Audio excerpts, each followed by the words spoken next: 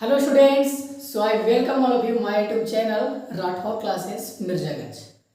तो हम लोग पिछले क्लास में ये डिस्कस कर रहे थे, बहुत सारे टॉपिक हमने ख़त्म कर लिया और क्लास 12th का ये हमारा लास्ट टॉपिक रहेगा। क्लास 12th का जो 3 चैप्टर पढ़ा रहे थे उसका ये लास्ट टॉपिक है पार्चुरेशन एंड लैक्टेशन। ठीक है, तो जिन्होंने पूरा वीडियो नहीं देखा पहले पूरा देख ले, तभी ये वीडियो समझ में आएगा। शुरू से बात करते हैं, इस चैप्टर में हमने क्या क्या बात किया। ह्यूमन रिप्रोडक्शन देख रहे थे हम लोग। ठीक है, रिप्रोडक्शन देखा, रिप्रोडक्शन क्या होता है, मेल रिप्रोडक्टिव ऑर्गन देखा, फीमेल रिप्रोडक्टिव ऑर्गन देखा, फिर दोनों को गैमेट देखा, दोनों गैमेट फ्यूजन से क्या होता है, ह्यूमन बनता है, जाइगोट बनता है। जाइगोट बन गया, उसके बाद क्या होता है, जाइगोट कहाँ पर होता है, फीमेल के एंडोमेट्रियम में जाके लगता है। ठीक है, उसे क्या कहते हैं, इम्प्लांटेशन। याद करो, सब कुछ बताया हुआ है। ठीक है, पूरा डिटेल से बताया हुआ है। स्पर्म कैसे बनता है, ओवा कैसे बनता है, मेंस्ट्रुअल साइकिल क्या होता है, कब कौन सा हार्मोन का लेवल इंक्रीज होता है, कब डिक्रीज होता है, सारा कुछ। आज हमारा ये लास्ट टॉपिक है लैक्टेशन, पार्चुरेशन और लैक्टेशन। ये 2 टॉपिक आज है, जिसको आज खत्म कर लेंगे। तो अब तक के जितने भी वीडियो बनाए, इसके जस्ट पहले जो वीडियो बना था वो था ये एम्ब्रायो का डेवलपमेंट। तो हमने देखा था कि माँ के गर्भ के अंदर, यूट्रस के अंदर जो भी फिटस, जो भी यूट्रस गर्भाशय में, आगे गर्भाशय में जो भी शिशु पल रहा है, ठीक है, जो भी शिशु पल रहा है उसको एम्ब्रायो या भ्रूण बोलेंगे। ठीक है, एम्ब्रायो या हिंदी में भ्रूण बोलेंगे।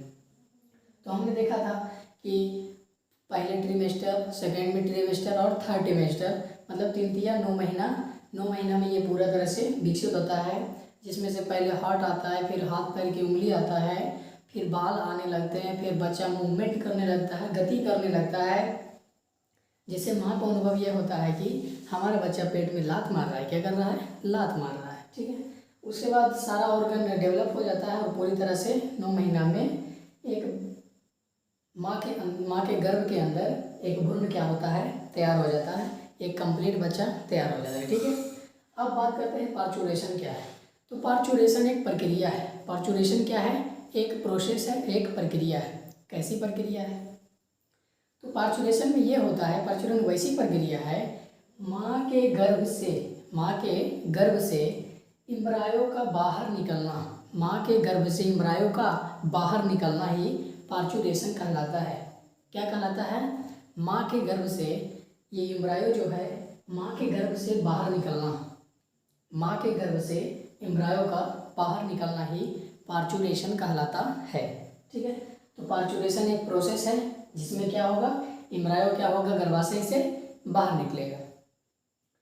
तो बाहर निकलेगा और जब पूरा 9 महीना विकसित हो गया तो देखते हैं कैसे बाहर निकलता है, और ये पार्चुरेशन में कौन कौन से हार्मोन के लेवल होता है, कैसे कैसे की होता है, सारा कुछ देखेंगे।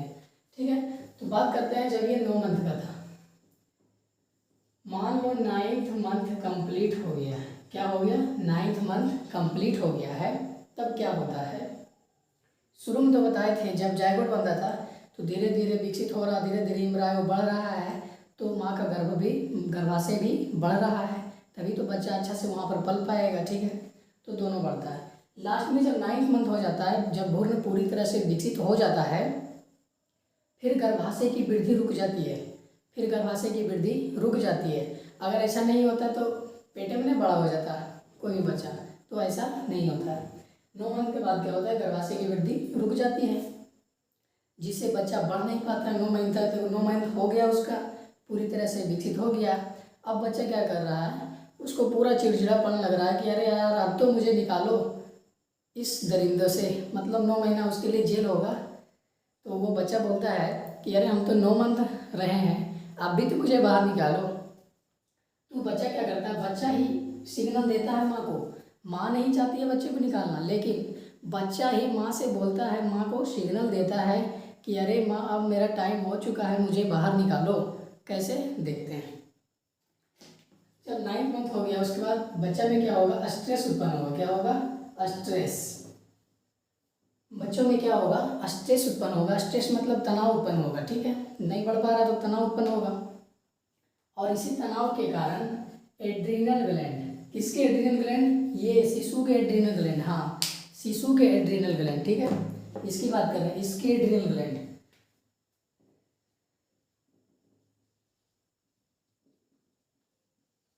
शिशु के एड्रीनल ग्लैंड से एक हार्मोन निकलता है जिसे बोलते हैं कॉर्टिसोल। कौन सा हार्मोन बोलते हैं उसको? कॉर्टिसोल हार्मोन, ठीक है। तो शुरू में आ जाओ, जब बच्चा 9 मंथ होगा, अब वो चाह रहा है कि हमें बाहर निकाले माँ, तो इसके लिए क्या करेगा? बच्चा माँ को सिग्नल भेजेगा कि ये माँ मुझे बाहर निकाल। तो क्या होगा? बच्चे में स्ट्रेस उत्पन्न होगा, और यही स्ट्रेस उत्पन्न के कारण एड्रिनल ग्लैंड से एक हार्मोन सिक्रेशन होता है, एक हार्मोन का स्रवण होता है, एक हार्मोन स्रावित होता है। उस हार्मोन का नाम है कॉर्टिसोल। क्या नाम है? कॉर्टिसोल। अब ये कॉर्टिसोल क्या होगा? ब्लड के सहारे, माँ के प्लासेंटा के सहारे माँ के ब्लड में मिलेगा, माँ के ब्लड में मिलेगा, और ये माँ के ब्लड में मिलेगा, तो माँ के पिट्यूटरी ग्लैंड कहाँ पहुँचेगा? Pituitary gland. किसके पिट्यूटरी ग्लैंड? उसके माँ के पिट्यूटरी ग्लैंड के पास पहुँचेगा, ठीक है। और उस पिट्यूटरी ग्लैंड से एक हार्मोन निकलेगा। इस पिट्यूटरी ग्लैंड से क्या होगा? एक हार्मोन निकलेगा, उसको बोलते हैं ऑक्सीटोसिन। क्या बोलते हैं? ऑक्सीटोसिन। नाम सुना सुना लग रहा होगा, ऑक्सीटोसिन, ठीक है।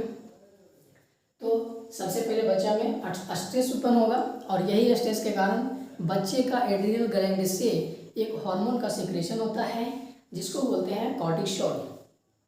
और यही कॉर्टिसोल ब्लड में मिल जाता है, तो माँ के प्लासेंटा से माँ के ब्लड में मिल गया, माँ के ब्लड में मिला तो माँ के पिट्यूटरी ग्लैंड से एक हार्मोन निकलता है, उसको बोलते हैं ऑक्सीटोसिन। क्या बोलते हैं? ऑक्सीटोसिन। फिर समझते हैं अभी ये ऑक्सीटोसिन क्या करेगा, ये ऑक्सीटोसिन का क्या काम होगा। ये ऑक्सीटोसिन क्या करेगा? मायोमेट्रियम को सिकुड़ाने का काम करेगा। बताए थे गर्भाशय के 3 स्तर, पेरीमेट्रियम, मायोमेट्रियम, इंडोमेट्रियम। याद करो, गर्भाशय के 3 भाग बताए थे कि नहीं? 3 लेयर, पेरीमेट्रियम, मायोमेट्रियम, इंडोमेट्रियम।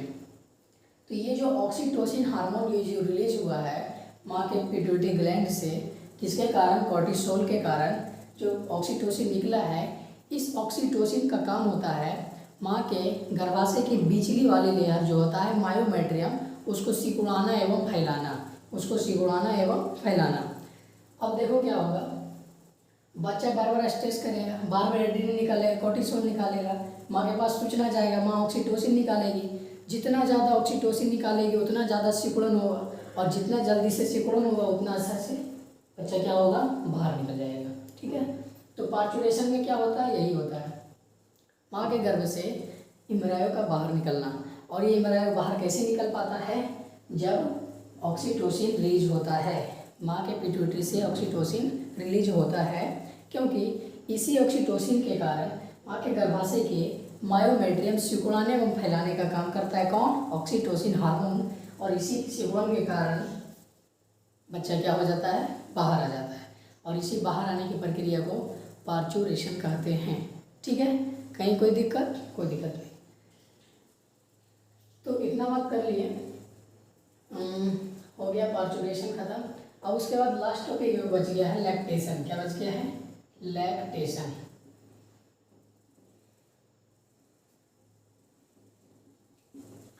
अब ये लैक्टेशन क्या होता है?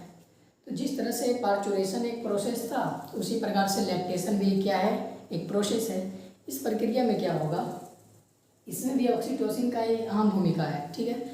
जैसे ही ऑक्सीटोसिन रिलीज होगा, मान लो कोई औरत का अब ज़्यादा ऑक्सीटोसिन नहीं रिलीज हो पा रहा है, उस टाइम प्रेगनेंसी के टाइम जब बच्चा निकलने वाला है, तो उसको क्या करता है डॉक्टर? बहुत ही ऑक्सीटोसिन का सुई देता है। क्या देता है? ऑक्सीटोसिन का सुई देता है। क्यों देता है? क्योंकि जितना ही ऑक्सीटोसिन का सुई देगा उतना ही उसका मायोमेट्रियम क्या होगा? सिकुड़ेगा, फैलेगा, उसके क्या होगा? उसके दबाव से बच्चा बाहर आ जाएगा, ठीक है। आजकल तो ये भी नहीं दिया जाता, बहुत सारा कार्ड चीट के ऑपरेशन कर लिया जाता है, खत्म कहानी, ऑक्सीटोसिन का नामो निशान मिटा देता है। तो ऐसा नहीं करना है। लैक्टेशन क्या होता है? जब वो बच्चा बाहर निकलेगा तो उसको खाने के लिए भोजन चाहिए कि नहीं? उसको न्यूट्रिशन चाहिए कि नहीं? तो उसको न्यूट्रिशन कहाँ से मिलता है? माँ के मिल्क से मिलता है, मदर मिल्क से। किससे मिलता है? मदर मिल्क से। अब ये मिल्क कौन हार्मोन बनाता है? बताए थे प्रोलैक्टिन। मिल्क का फॉर्मेशन कौन से हार्मोन द्वारा होता है?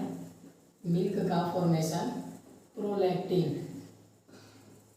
मिल्क का फॉर्मेशन प्रोलैक्टिन हार्मोन द्वारा होता है। मिल्क का बनना, क्या? मिल्क का बनना प्रोलैक्टिन हार्मोन द्वारा होता है, ठीक है। लेकिन माँ के मेमरी ग्लैंड से, स्तन ग्रंथि से मिल्क को बाहर निकलवाना, सीक्रेट करवाना ऑक्सीटोसिन का काम है। किसका काम है? ऑक्सीटोसिन का काम है।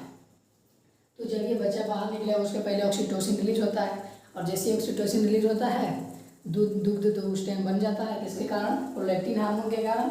और ऑक्सीटोसिन के कारण क्या होता है? सीक्रेट होने लगता है, क्या? मेमरी ग्लैंड यानी कि माँ के स्तन ग्रंथि से मिल्क का स्राव होने लगता है, और वही मिल्क क्या करती है? महिला लोग, माँ लोग बच्चे को स्तन पान कराती है, फीडिंग करवाती है। क्या करवाती है? फीडिंग करवाती है, बच्चे को दूध पिलाती है, ठीक है।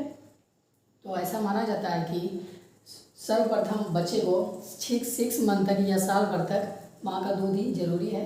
कोई खाना पीना का ज़रूरत नहीं है, उसमें हर एक वो चीज़ है जिससे बच्चे का अच्छा से पालन पोषण हो सके, ठीक है। और एक बात करते हैं, माँ का जो दूध होता है, जो भी दूध होता है उसमें क्या होता है? दूध थोड़ा पीला होगा। क्या होगा? पीला। किसके कारण? उसमें कोलेस्ट्रम अधिक होता है।